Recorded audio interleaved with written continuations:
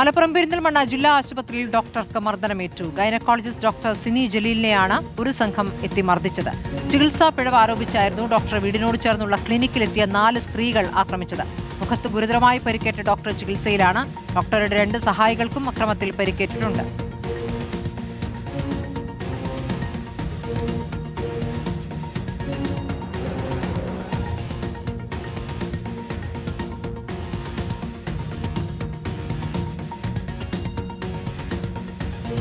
Mubasheer P Akbar വിവരങ്ങളുമായി. മുബഷീർ, പർദ്ദയിട്ട് വന്ന സ്ത്രീകളെ അവിടെ കാണാം. അവർ മർദ്ദനത്തിന് ശേഷം ബഹളം വെച്ച് പുറത്തേക്ക് പോവുകയായിരുന്നു. എന്താണ് അവർ ആരോപിക്കുന്നത്? ഡോക്ടർക്ക് ഗുരുതരമായി പരിക്കേറ്റിരിക്കുന്നു. അപ്പോൾ ആശുപത്രിയിൽ വേറെ ആരും ഉണ്ടായിരുന്നില്ലേ?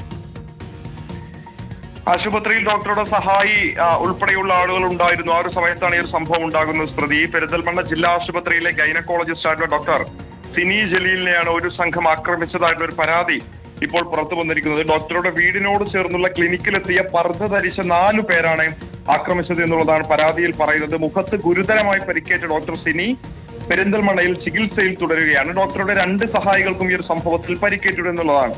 കഴിഞ്ഞ ആഴ്ച പെരിന്തൽമണ്ണ ജില്ലാ ആശുപത്രിയിൽ പ്രസവത്തിനായി എത്തിയ യുവതി രക്തസ്രാവത്തെ തുടർന്ന് മരിച്ചിരുന്നു. ഇത് ചികിത്സാ പിഴവാണെന്ന് ആരോപിച്ച് ചിലർ ആ ഒരു ഘട്ടത്തിൽ പ്രശ്നമുണ്ടാക്കിയിരുന്നു.